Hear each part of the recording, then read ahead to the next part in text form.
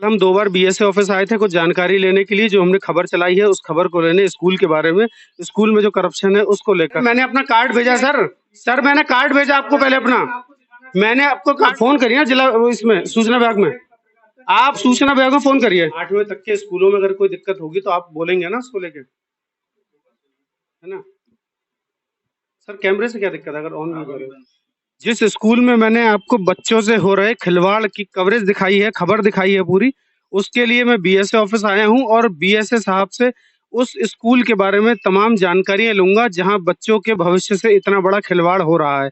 क्या इतना बड़ा खिलवाड़ अधिकारियों के संज्ञान में नहीं है या अधिकारियों ने अपनी आंखें बंद कर रखी हैं? मैं बीएसए साहब से पूछूंगा कि इतने सैकड़ों बच्चों के साथ भविष्य से खिलवाड़ क्यों किया जा रहा है इस स्कूल के माध्यम से। भैया बीएसए साहब से मिलना था। साहब है नहीं, कब मिलेंगे? चलिए बीएसए साहब है नहीं अभी, और हम बीएसए साहब से फोन पे बात कर लेंगे या फिर हम दोबारा आएंगे और दोबारा मिलकर उनसे बात करेंगे। इस तरीके के तमाम स्कूल हैं जिनके पास संसाधन नहीं है, लेकिन उन स्कूलों को मान्यता क्यों दे दी गई है, और कुछ स्कूलों के पास संसाधन है लेकिन मान्यता नहीं है।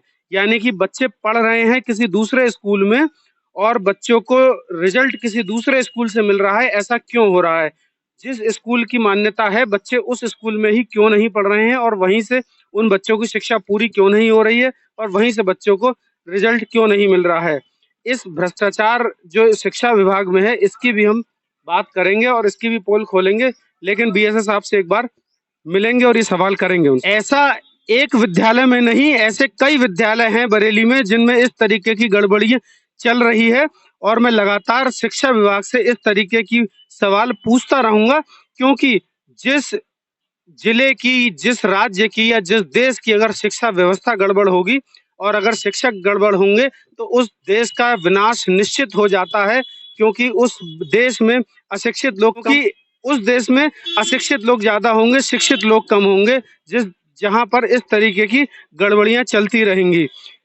मैं तमाम कार्यालय जो हैं सरकारी उनकी खबरें दिखाता हूं, वो जो भी कार्यालय रहे हों उन कार्यालयों में कम से कम इतना तो होता है कि काम होता है, और जब काम होता है तो गड़बड़ियां होती हैं।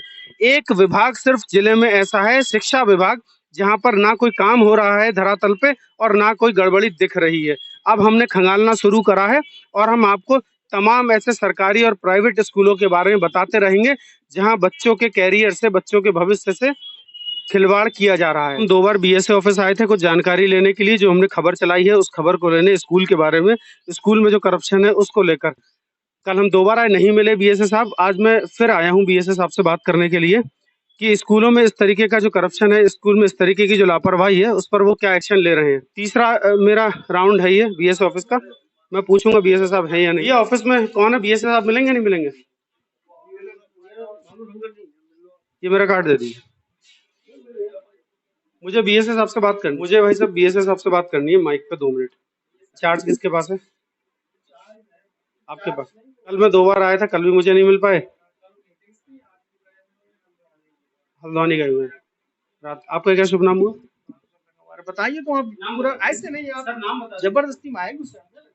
आप नाम बता दीजिए ना। पहले आप बताइए एक्सक्यूज टुडे। आप ऑफिस में बैठे हैं तो नाम बता दीजिए क्या नाम है? पहले आप मैटर बताइए, पहले रिकॉर्डिंग बनती है सर ये हमारा इसलिए चलेगा कि हम आप हम पे कोई आरोप प्रत्यारोप करें, हम आप पे करें, उल्टा नहीं होना चाहिए। आप मुझे सिर्फ नाम बता, सर नाम तो बता दीजिए। आपका नाम क्या है सर?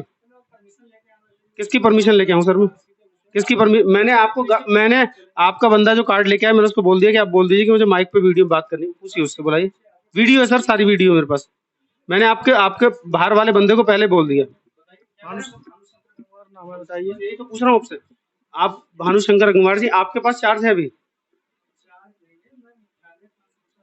ठीक है सर, यही तो पूछ रहा हूँ, तो आप इतना नाराज क्यों हो रहे हैं? आप इतना ही बता दीजिए। आप पहले परमिशन लेना चाहिए डायरेक्ट। सर आपके बंदे को मैं इस तरह का कोई भी तरीका नहीं होता। प्रेस काउंसिल ऑफ इंडिया हम भी जानते हैं। हाँ तो नहीं कि आप गए हो तत्काल। सर बाहर खड़े होके वीडियो है सर, मेरे पास वीडियो है, वीडियो मेरे पास, क्या बात है, किस संबंध बात है? वीडियो है मेरे पास। मैंने सिर्फ आपसे ये पूछा कि बीएस साहब है या नहीं है। आपने कहा नहीं है। मैंने आपका नाम पूछा, आपका नाम पूछने में सर मैं आपको बताऊं। अरे सर मैं अंदर आ जाऊं, आप मेरे से बदतमीजी कर देंगे? कौन माइक यहाँ पे तो सब दिख रहा है ना। मैंने आपके बंदे को पहले बोल दिया कि मैं वीडियो में बात करूंगा। पूछ लीजिए आप जी। अरे मैंने अपना कार्ड भेजा सर। सर मैंने कार्ड भेजा आपको पहले अपना। मैंने आपको कार्ड मेरा मैं अरे सर पूछिए, जिला पूछिए, फोन करिए सर। मैं फोन करिए ना जिला इसमें सूचना विभाग में। आप सूचना विभाग में फोन करिए सर। कर रहे होंगे ना आप सूचना विभाग से मैंने आपके बंदे को बाहर बोला कि मुझे बात करनी है माइक पे, और उन्होंने कहा ठीक है आप आ जाइए। मेरी गलती नहीं है इसमें, सब रिकॉर्डेड है। उससे पूछा है नहीं पूछा आप देख लीजिएगा। उसने मुझसे बोला कि आप आ जाइए, मैंने कहा पूछ लीजिए। उन्होंने कहा ठीक है आप आ जाइए। 2 बार मैंने बोला है सर। रूल रेगुलेशन ही फॉलो कर रहे हैं, रूल रेगुलेशन फॉलो कर रहे हैं सर। हम आपको पहले कार्ड देके पूछ रहे हैं, आप परमिशन दे रहे हो, उसके बाद हम आ रहे हैं अंदर। मैं तीसरी बार बीएसए ऑफिस आया हूँ, बीएसए साहब मुझे नहीं मिले। मैं फोन पे कोशिश करूंगा कि उनसे बात करूं। और इस तरीके की जो तमाम स्कूलों में जो गड़बड़ियां हो रही हैं, जो लिस्टेड हमारे पास है, और स्कूलों में जो करप्शन चल रहा है, विद्यार्थियों के जो जीवन से खिलवाड़ हो रहा है, भविष्य से खिलवाड़ हो रहा है, उस पर अधिकारी कितने संज्ञान है, हम ये सवाल पूछेंगे जब बीएसए साहब वापस यहाँ पर आ जाएंगे। बने रहिए एक्सपोज टुडे के साथ। सर आपका 8वीं तक है, मैं भी तो यही कह रहा हूँ। 8वीं तक के स्कूलों में अगर कोई दिक्कत होगी तो आप बोलेंगे ना उसको लेके, है ना सर। कैमरे से क्या दिक्कत है अगर ऑन नहीं कर रहे? चलिए मैं पीटीसी बीएसए साहब से मैंने बात की है अभी स्कूल की आपत्ति को लेके। उन्होंने कहा कि 8वें तक की जिम्मेदारी हमारी है। 8वें के ऊपर अगर वो कोई कक्षा चलाता है तो वो डीआईओएस साहब की जिम्मेदारी है, वो करेंगे। यानी कि कुल मिला के एक अधिकारी दूसरे अधिकारी की तरफ बात टाल देता है, दूसरा अधिकारी तीसरे अधिकारी की तरफ बात टाल देता है। हम डीआईओ साहब से ही बात करेंगे और इसकी तह तक जाएंगे कि कहाँ तक अधिकारी किस हद तक स्कूलों से सांठगांठ करे बैठे होते हैं, और कहाँ जाके बच्चों का भविष्य खराब होता है, क्यों इन अधिकारियों की लापरवाही से बच्चों का भविष्य खराब हो रहा है। बीएसए साहब ने अपने केबिन में कैमरा ऑन नहीं करने दिया, इसकी क्या वजह रही, इस पर भी हम जाएंगे। हमने ऑन कैमरा उनसे कहा बात करने के लिए, उन्होंने कैमरा ऑन नहीं करने दिया। आइए अब डीआईओ साहब से मिलते हैं। 8वीं तक के एक प्राइवेट स्कूल में 12वीं तक के बच्चों को पढ़ाया जा रहा है, दूसरे स्कूलों से उन्हें रिजल्ट दिलाया जाता है। इस शिकायत को लेकर मैं बीएसए साहब से मिलने आया था, और बीएसए साहब ने साफ मना कर दिया कि हमारा कार्यक्षेत्र नहीं है। मैंने समझाने का ये प्रयास किया कि अगर 8वें तक का स्कूल है और आपके अंतर्गत आता है, और उस स्कूल में कोई भी गड़बड़ी अगर होती है तो जिम्मेदारी कहीं ना कहीं आपकी बनती है।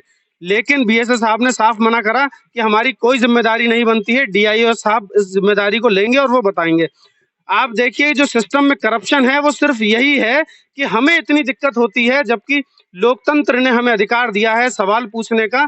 जब हमें इतनी सारी दिक्कत हो रही है अधिकारियों से सवाल के जवाब पूछने में, तो आम जनता जिनके बच्चे उन स्कूलों में पढ़ रहे हैं, जिन बच्चों का भविष्य खराब हो रहा है, उनको कितनी समस्या होती होगी इन अधिकारियों तक आने में, कितनी समस्या का वो सामना करना पड़ता है। और यही एजुकेशन का करप्शन है, यही शिक्षा का भ्रष्टाचार है कि स्कूलों की परमिशन है 8वें तक पढ़ाए जाते हैं, इंटर तक। बीएसए से आप सवाल करोगे वो कह देंगे मेरा कार्य क्षेत्र नहीं है, आप डीआईओ से पूछिए।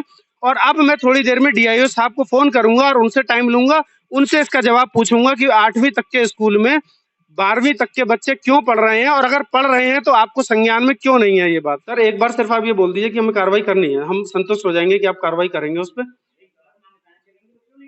8वें तक 8वें तक है, मैं डिटेल दे देता हूं आपको। 8वें तक है सेंट एंड्रयूज।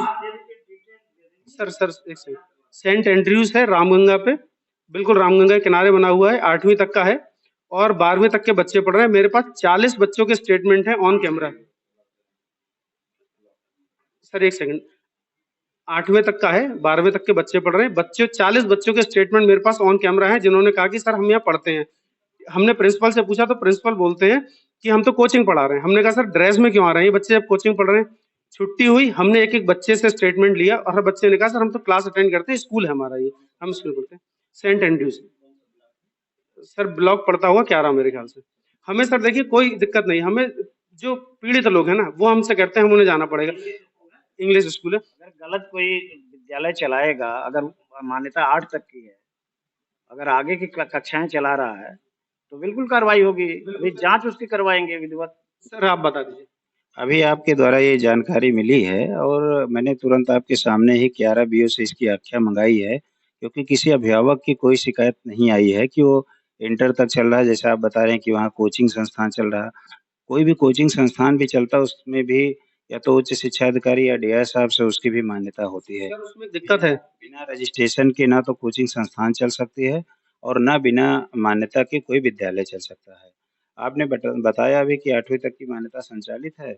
अभी मैं जाँच करवाता हूँ अगर उच्च क्योंकि आज हमें लगता है कि अब छुट्टी का समय है, तो हम ये चाहेंगे कि हमारा ब्लॉक स्तरीय जो भी अधिकारी वहाँ पे जाए, तो कक्षा संचालित होते हो पाए जिससे कि उस पे जो है कठोर से कठोर कार्रवाई की जाए। सर यही हमारा प्रिंसिपल साहब से सवाल था। सुबह 7:30 से 1:30 बजे तक कौन सी कोचिंग चलती है, हमने पूछा उनसे। हमने कहा अगर कोचिंग चलती है बच्चे स्कूल कहाँ पढ़ते हैं फिर, क्योंकि वो तो स्कूलिंग टाइम है। स्कूलिंग समय में कोई भी कोचिंग का ना तो नियम है और ना कोई कोचिंग संचालित हो सकती है क्योंकि ये व्यक्तिगत मतलब स्कूल नहीं चलते हैं, ये संस्थागत स्कूल होते हैं और इसमें जो भी पहली चीज़ तो कोचिंग चलने का कोई सवाल ही नहीं है। अगर कोई रजिस्टर्ड कोचिंग चल सकती है तो वही चल सकती है, बाकी नहीं। सर हमें तो बच्चों ने मेल किए हैं, वो रिजल्ट जो यहाँ बच्चे पढ़ते हैं दूसरे स्कूलों से रिजल्ट आए हैं उनके, वो रिजल्ट हमारे पास 6 हमारे पास रिजल्ट आ गए हैं। दूसरे जानकारी हो तो आप मुझे ज़रूर बताइए। मैं सर आपको व्हाट्सएप अभी आपने पहली बार मुझे इस विद्यालय के विषय में बताया है,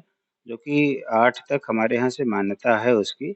अभी आपने बताया कि वो इंटर की क्लासेस चला रहे हैं, सर से वार्ता हुई है और वार्ता के क्रम में मैंने जो है मनोज राम जो हमारे खंड शिक्षा अधिकारी 11 हैं, उनको निर्देशित किया है कि तत्काल जो है इसका विद्यालय समय में इसका निरीक्षण करें, जिससे कि अगर ऐसे बच्चे हैं, जो अनधिकृत रूप से उनके द्वारा विद्यालय संचालित किया जा रहा है, तो उस पे कार्रवाई की जा सके। सर बस हम भी सर यही चाहते हैं कि बच्चों के भविष्य से खिलवाड़ ना हो पाए किसी तरीके से।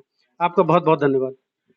आप थे बीएसए साहब और डीआईओ साहब, आपने बताया कि अब ये जानकारी उनके संज्ञान में आई है और जानकारी संज्ञान में आई है तो उस पे एक्शन लिया जाएगा और अगर एक्शन में वो दोषी पाया जाता है तो बीएसए साहब ने कहा है कि उसकी जो प्राथमिक मान्यता है हम वो भी रद्द कर देंगे और इसके साथ ही उस स्कूल के खिलाफ एक्शन लेंगे।